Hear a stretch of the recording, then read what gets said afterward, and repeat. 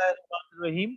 हमने कल पढ़ा था बेटा हाइब्रिडाइजेशन, उसी से कंटिन्यूटी में हम आगे पढ़ रहे हैं। हाइब्रिडाइजेशन कहते हैं कि एटॉमिक ऑर्बिटल्स जिनकी एनर्जी डिफरेंट होती है वो आपस में कंबाइंड हो जाएं और मिलने के बाद वो नए ऑर्बिटल्स बनाएं।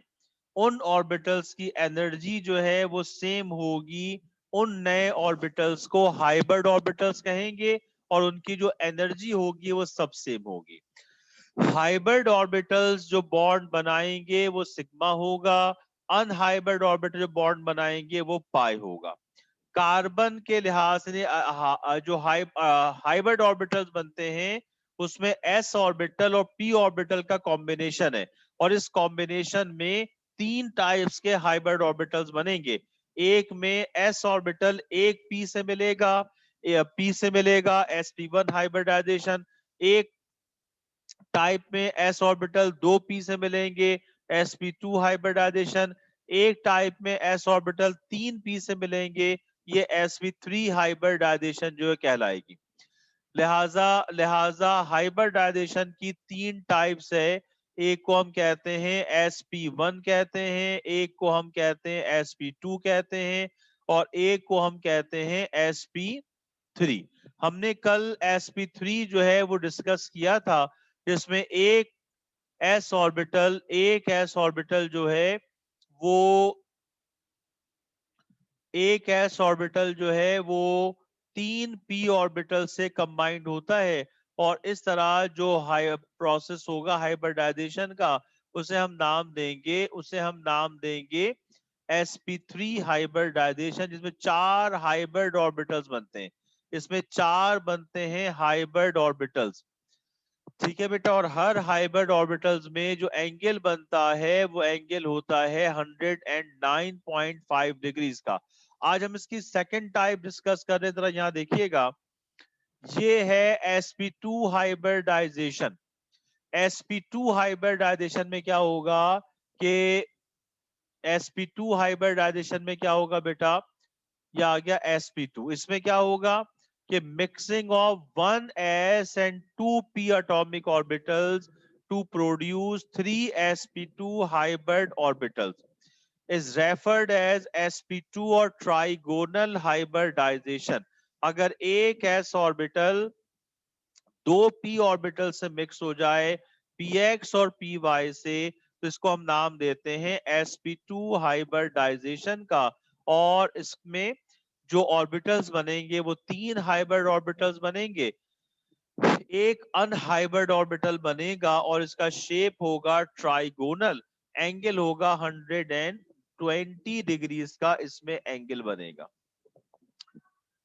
कार्बन के लिए इसमें रेशियो क्या बन रहा है बेटा, 1:2। एक एस ऑर्बिटल है और दो क्या हो जाएंगे पी ऑर्बिटल, तो 1:2 से जो है ये हाइब्रिडाइजेशन होती है। इसकी एग्जाम्पल है C2H4। ये एग्जाम्पल जरा देखिएगा। इस एग्जाम्पल में क्या है कि each carbon in ethylene molecule consists 3 sp2 orbital which are coplanar at 120 degree angle. One sp2 orbital of both carbon overlap with each other, form 2 sp2 sigma bond. Remaining two sp2 orbitals of both carbon overlap with s orbital of hydrogen to form sp2s sigma bond. The unhybrid pz orbital of both carbon overlap laterally to form pi bond. इसको अब जरा गौर से यहाँ देखिएगा। हम बात कर रहे हैं, यहाँ देखो बेटा, इथाइन जो है, यहाँ अब देखना भाई, अच्छी तरह समझना, गौर से देखना कि हम बात कर रहे हैं, यहाँ पर हम बात कर रहे हैं इथाइन। ये C2H4, इसके मायने हैं CH2। कार्बन की हाइब्रिडाइजेशन क्या है, C का क्या है बेटा, 1s2 2s1 2px1 2py1 2pz1। और मैंने कल क्या बताया था कि अगर अगर कार्बन डबल बॉन्ड बना रहा है तो उसमें जो हाइब्रिडाइजेशन होगी वो sp2 होगी, लिहाजा एक s ऑर्बिटल किससे मिलेगा, px py से, और जो pz ऑर्बिटल है ये पार्टिसिपेट नहीं कर रहा, ये हो जाएगा unhybrid orbital. pz orbital participate नहीं कर रहा, ये क्या हो जाएगा, अनहाइब्रिड ऑर्बिटल हो जाएगा। और बाकी इसमें हाइब्रिड ऑर्बिटल कितने बच जाएंगे, तीन, एक s ऑर्बिटल है और दो क्या है, p orbital, px py। Shape जो बनेगा वो बनेगा ट्राइगोनल। अब गौर से यहां पर जरा देखिएगा, मैं ये शेप बना रहा हूं, ये देखिएगा इसका शेप मैं बना रहा हूं, गौर से देखना भाई, यहां पर गौर से, गौर कर रहे हो बेटा, ये देखिए ये पहला कार्बन है, ये इसका ट्राइगोनल शेप बन रहा है, देखिए ये बन रहा है इसका ट्राइगोनल शेप, ये पहला कार्बन है। फिर ये दूसरा कार्बन है, ये इसका ट्राइगोनल शेप ये बन गया, दूसरे कार्बन का ये ट्राइगोनल शेप बन गया, सही है। अब इसको फिर हम क्या करेंगे, इसको हम कर देंगे, इसका मेकअप कर दें, मेकअप करते हैं भाई इसका, देखें क्या आ जाएगा, ये दो कार्बन हो गए बेटा। कल क्लास आपके रखते हैं, जो भी प्रॉब्लम हो वो आपने डिस्कस कर लेना है।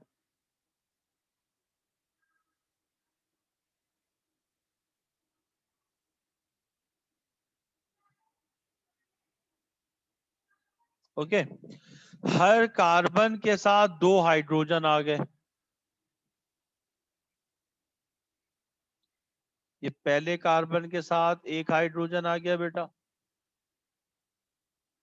ये पहले कार्बन के साथ दूसरा हाइड्रोजन आ गया, दूसरे कार्बन के साथ पहला हाइड्रोजन आ गया, ये दूसरे कार्बन के साथ दूसरा हाइड्रोजन आ गया, ठीक है। हाइड्रोजन पर s ऑर्बिटल है तो इसमें जो बॉन्ड बनेगा वो सिग्मा बॉन्ड बनेगा,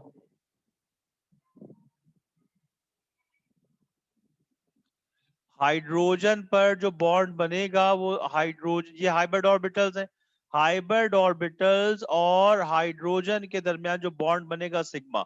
लेकिन इसमें एक देखें, पहले कार्बन का एक pz अनहाइब्रिड है, ऐसे ही दूसरे कार्बन का एक pz अनहाइब्रिड है। अनहाइब्रिड इसमें ऐसे होगा, अब जरा देखिए अनहाइब्रिड कैसे है बेटा, ये आ गया पहले कार्बन का pz अनहाइब्रिड ऑर्बिटल, ये पहले कार्बन का pz, और ये दूसरे कार्बन का pz अनहाइब्रिड ऑर्बिटल, ये आ गया अनहाइब्रिड ऑर्बिटल। ये क्या आ गया, ये आ गया अनहाइब्रिड ऑर्बिटल। देखिए फिर से बना रहा हूं मैं ताकि क्लियर हो जाए, ये पहले कार्बन का अनहाइब्रिड ऑर्बिटल, ये आ गया पहले कार्बन का, और ये दूसरे कार्बन का pz अनहाइब्रिड ऑर्बिटल।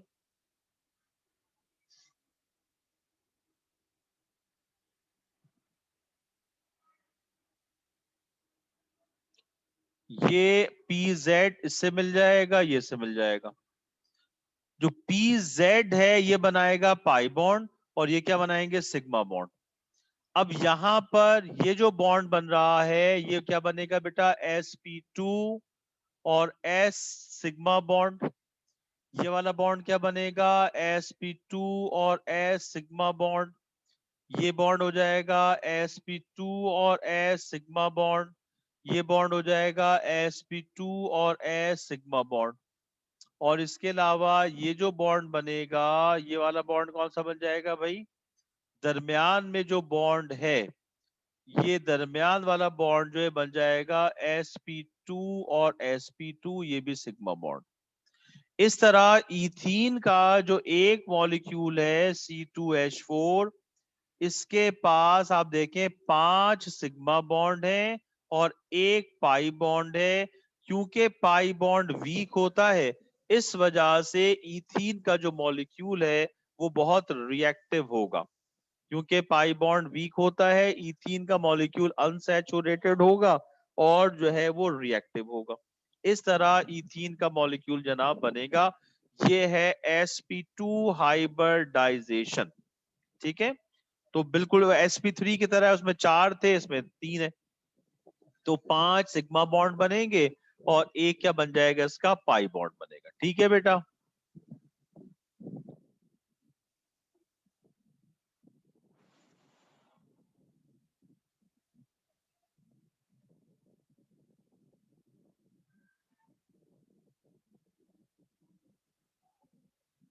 अब आते हैं sp1 हाइब्रिडाइजेशन पर।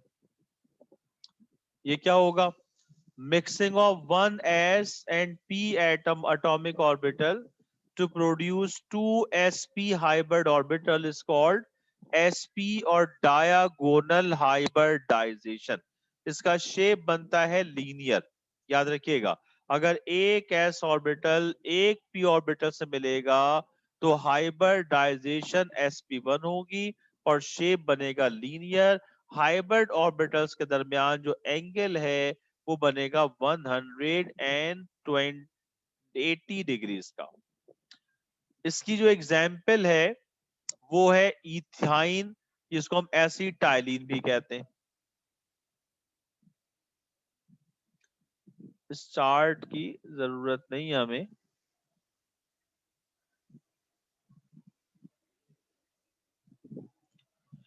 इथाइन है बेटा C2H2। ईच कार्बन जो है वो sp हाइब्रिडाइज्ड होगा, एंगल क्या है 180। बाकी चीजें मैं आपको डायग्राम में बता रहा हूं, आप जरा देखिएगा।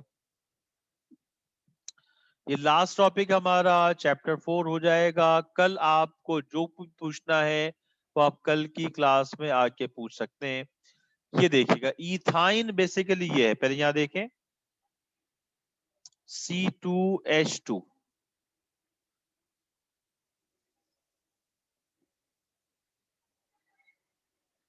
ये होगा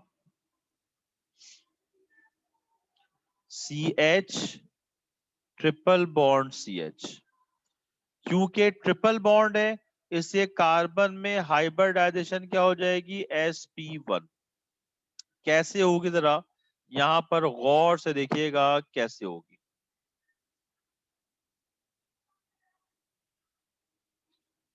ये जनाब पहला कार्बन जो है ये यहां से हम कर रहे हैं,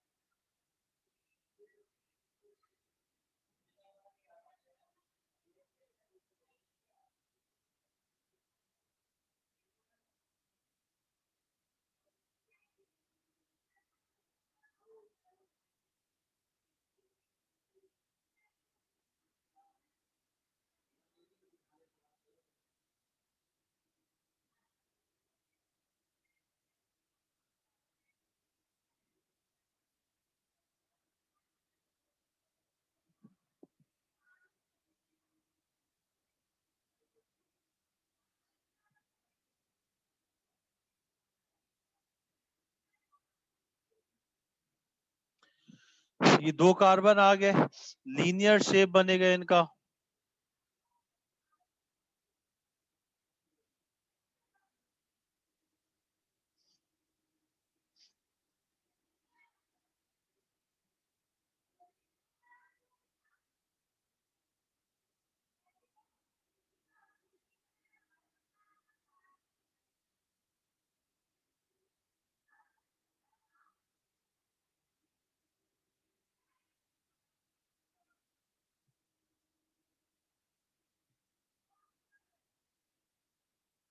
ये दोनों कार्बन के लीनियर स्ट्रक्चर है बेटा, बनेगा वही हाइब्रिड।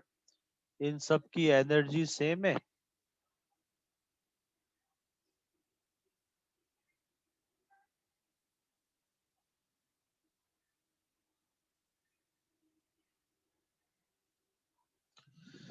अब पहले के साथ जो है वो जनाब, पहले के साथ जो है वो एक दो हाइड्रोजन आ गए, एक हाइड्रोजन आ गया पहले कार्बन के साथ, देखें ये एक हाइड्रोजन आ गया बेटा, और इसी तरीके से दूसरे कार्बन के साथ ये एक हाइड्रोजन आ गया, दो हाइड्रोजन। एंगल बन रहा है 180 डिग्रीज का।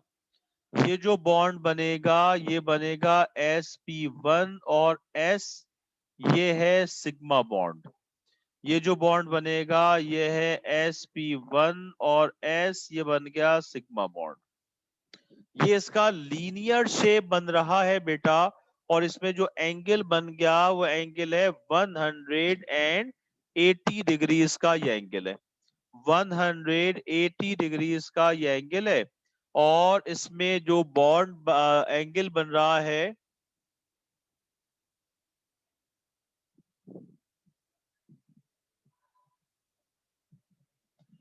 इसमें जो एंगल बन रहा है स्ट्रेट लाइन है, तो एंगल क्या बनेगा 180 का। अब इसमें क्या आ रहा है, क्योंकि कार्बन ट्रिपल बॉन्ड बना रहा है, लिहाजा कार्बन में हाइब्रिडाइजेशन sp1, और sp1 हाइब्रिडाइजेशन के माने क्या होंगे कि इसके अंदर दो हाइब्रिड ऑर्बिटल्स बनेंगे और दो अनहाइब्रिड। क्योंकि sp1 के माने क्या है कि एक s ऑर्बिटल किससे मिलेगा, px ऑर्बिटल से। तो अब हर कार्बन के पास दो ऑर्बिटल बच गए, एक क्या बच गया पी वाई, और दूसरा क्या बच गया पी जेड। लिहाजा पहले कार्बन के पास दो हाइब्रिड अनहाइब्रिड ऑर्बिटल्स क्या आ गया बेटा, पहले कार्बन का क्या आ गया पी जेड जो है, ये अनहाइब्रिड ऑर्बिटल आ गया पहले कार्बन का पी जेड। और ये दूसरे कार्बन का अनहाइब्रिड ऑर्बिटल आ गया, ये भी पी वाई होगा, सॉरी पी वाई। ये पहले कार्बन का पी वाई आ गया, ये पहले कार्बन का पी वाई आ गया जो अनहाइब्रिड ऑर्बिटल है। ये पहले कार्बन का पी वाई है जो अनहाइब्रिड ऑर्बिटल होगा, ये पहले कार्बन का है पी वाई, इसने हाइब्रिडाइजेशन में पार्टिसिपेट नहीं किया। इसी तरह ये दूसरे कार्बन का पी वाई है जिसने हाइब्रिडाइजेशन में पार्टिसिपेट नहीं किया।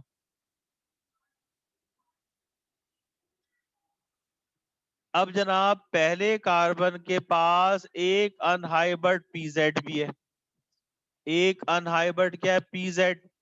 तो ये पहले कार्बन का देखें जेड एक्सिस पर, ये आ गया पहले कार्बन का पीजेड, और ये जेड एक्सिस पर आ गया दूसरे कार्बन का पीजेड, ये आ गया इनका पीजेड।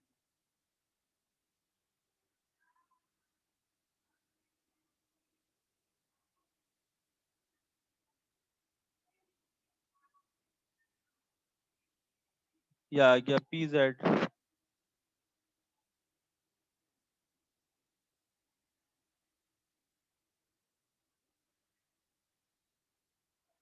इसका पीजेड है, इसका पीजेड है,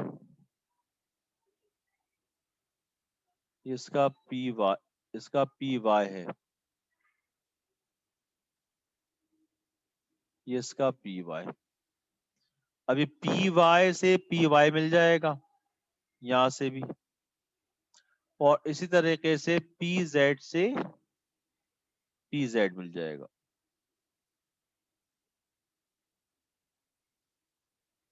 ये वाला बॉन्ड क्या बनेगा बेटा पाई। इसी तरीके से ये वाला बॉन्ड क्या बन जाएगा पाई बॉन्ड। ये जो कॉम्बिनेशन है किसकी है, ये sp1 और sp1, ये बन जाएगा सिग्मा बॉन्ड। ये है शेप ऑफ मॉलिक्यूल, और किसका शेप है, ये इथाइन का ये शेप है। ये शेप ऑफ मॉलिक्यूल और किसका शेप है, ये इथाइन का। इसमें 2 हाइब्रिड ऑर्बिटल्स होते हैं और 2 होते हैं अनहाइब्रिड ऑर्बिटल्स। 2 हाइब्रिड ऑर्बिटल्स हैं, 2 अनहाइब्रिड ऑर्बिटल्स हैं। इस तरह इथाइन के एक मॉलिक्यूल में 2 सिग्मा बॉन्ड और 2 पाई बॉन्ड, एक सिग्मा बॉन्ड, ये जो बन रहा है ना CH ट्रिपल बॉन्ड CH। तो इसके अंदर क्या है भाई, इसके अंदर ये है कि नीचे वाला एक सिग्मा बॉन्ड है और ऊपर 2 जो है वो पाई बॉन्ड है। इसलिए इथाइन जो है वो क्या हो गया, वो एक अनसैचुरेटेड। टोटल पाई बॉन्ड की तादाद कितनी है, टोटल पाई बॉन्ड इसके अंदर है 2 और सिग्मा बॉन्ड कितने हैं 1 2 एंड 3। टोटल सिग्मा बॉन्ड जो है वो कितने हैं 3 है। 3 सिग्मा बॉन्ड है, 2 इसके अंदर जो है पाई बॉन्ड है। इस तरह ये एमसीक्यूज में आता है बेटा, ये आता है एमसीक्यूज में कि जो हम हाइब्रिडाइजेशन की बात कर रहे हैं, आपने इथेन का मॉलिक्यूल पढ़ा, बल्कि मीथेन का पढ़ा। मीथेन के अंदर 4 सिग्मा बॉन्ड है, कोई पाई बॉन्ड नहीं है। जब हम बात करते हैं इथीन की, तो इथीन के अंदर क्या है, इथीन के मॉलिक्यूल में 2 कार्बन और 4 हाइड्रोजन है। तो उसमें एक तो हो गया पाई बॉन्ड और 5 क्या हो गया उसके सिग्मा बॉन्ड। इथीन के मॉलिक्यूल में अच्छा होने चाहिए 6 सिग्मा बॉन्ड, क्योंकि एक कार्बन 3 हाइब्रिड ऑर्बिटल बना रहा है, तो उसमें 6 होना चाहिए। बट एक जो बॉन्ड है वो कॉमन है कि पहले कार्बन का हाइब्रिड ऑर्बिटल दूसरे कार्बन के हाइब्रिड ऑर्बिटल से कंबाइंड और कॉमन हो गया। इथाइन में क्योंकि 2 हाइब्रिड ऑर्बिटल्स हैं, जब 2 हाइब्रिड ऑर्बिटल्स हैं तो जो बॉन्ड होने चाहिए वो टोटल एक कार्बन के 2 और 2 कार्बन के 4। लेकिन जो एक ऑर्बिटल है वो एक दूसरे के साथ ओवरलैप हो जाता है, कॉमन बॉन्ड बन जाता है। इस वजह से इथाइन में 3 सिग्मा बॉन्ड है और 2 जो है वो पाई बॉन्ड होंगे। जिन मॉलिक्यूल्स में पाई बॉन्ड होता है वो ज्यादा रिएक्टिव होते हैं, क्योंकि जो पाई बॉन्ड है वो वीक बॉन्ड होता है और वो जल्दी डिकम्पोज हो जाता है, लो एनर्जी पर बॉन्ड ब्रेक हो जाता है। इस वजह से पाई बॉन्ड की वजह से ये मॉलिक्यूल ब्रेक हो जाएंगे। जिन मॉलिक्यूल्स में पाई बॉन्ड होता है, जिन मॉलिक्यूल्स में पाई बॉन्ड होता है, बेसिकली वो जो मॉलिक्यूल्स हैं उनमें हमेशा एडिशन रिएक्शन होगा। जो नॉर्मल रिएक्शंस होगा उन मॉलिक्यूल्स का, जिन मॉलिक्यूल्स के अंदर पाई बॉन्ड मौजूद है उनमें होगा एडिशन रिएक्शन। ये हमारा हाइब्रिडाइजेशन का टॉपिक कंप्लीट हो गया। आप लोगों ने अगर कोई चीज डिस्कस करनी है, कुछ पूछना है, तो आप मुझे मैसेज करें, फिर मैं उसका जवाब देता हूँ। यहाँ तक रिड्यूस सिलेबस कंप्लीट हो गया, चैप्टर नंबर 4 कंप्लीट हो गया और आपके 7 चैप्टर्स कंप्लीट हो गए। अब आपने जो है वो एक चैप्टर रह गया है जो हम रिड्यूस से पढ़ेंगे। उसमें चंद एक चीजें मुश्किल भी हैं, इंपॉर्टेंट भी हैं, तो वो उसकी डिटेल में आपको शायद पहले बता चुका हूँ। तो हम इंशाल्लाह ताला कल से, बल्कि कल तुम्हारी डिस्कशन क्लास होगी, और अगर आपकी क्लास होगी सेंटर में ही, और अगर अगर आपको कोई चीज डिस्कस नहीं करनी हुई जो नॉर्मली ऐसा होता है, तो फिर मैं कल शुरू कर दूंगा चैप्टर नंबर 7 इंशाल्लाह ताला। अब आप देख लें, अगर आपको कोई बात पूछनी हो, कोई क्वेश्चन करना हो, कोई बात समझ में नहीं आ रही हो, तो आप मुझे मैसेज कर सकते हैं। इस चैप्टर में न्यूमेरिकल्स नहीं है बेटा, चैप्टर नंबर 4 में न्यूमेरिकल्स नहीं है। अब चैप्टर 7 में न्यूमेरिकल्स हैं, चैप्टर 4 में न्यूमेरिकल्स नहीं है। हाँ भाई, अब जल्दी से अगर आपने कोई सवाल पूछना है किसी ने, यहाँ तक किसी को कोई प्रॉब्लम हो तो पूछ ले बेटा जल्दी से। शाबाश शाबाश, हरी अप।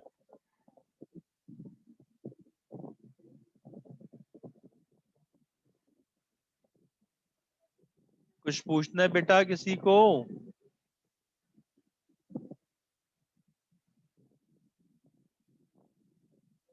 चैप्टर 6 के न्यूमेरिकल्स करवा दिए हैं, बाकी आप छोड़ दें वो रिड्यूस में। लॉ ऑफ मास एक्शन के न्यूमेरिकल रिड्यूस में छोड़ दें उसे। जितना आपको पढ़ा दिया गया है बेटा उसकी प्रिपरेशन करें। कोर्स बहुत सारा हो गया है, कोर्स बहुत सारा हो गया है, 7 चैप्टर्स आपके हो गए।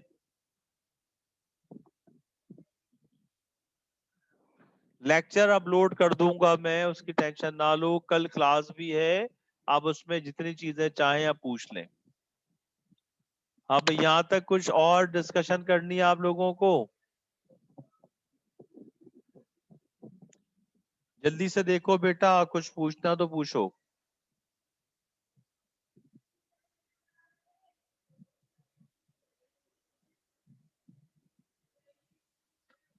एक तो स्टूडेंट्स की तादाद बड़ी कम आ रही है यार। चले, कुछ पूछना है भाई मेरे बच्चों? कुछ पूछना है तो पूछ लो।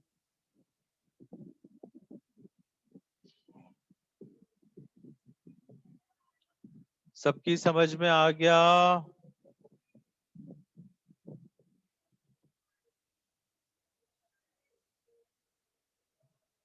जी बेटा,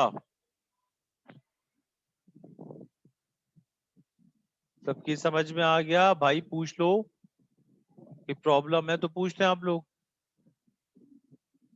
कोई रिप्लाई तो करो बेटा, सबकी समझ में आ गया?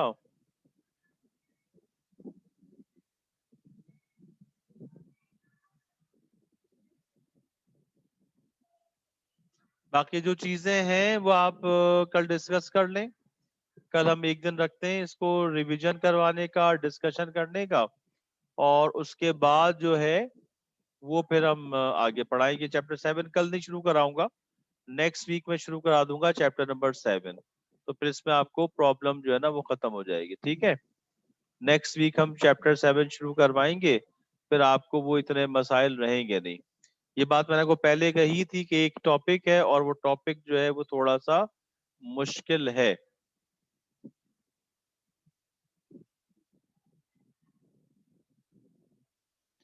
जी जी, कल यही होगी क्लास। हाँ बोले, कौन है भाई?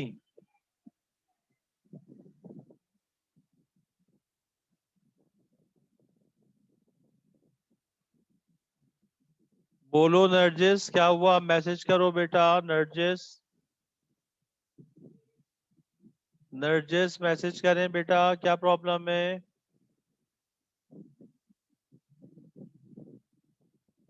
नरजिस बोलो बेटा, क्या इशू है?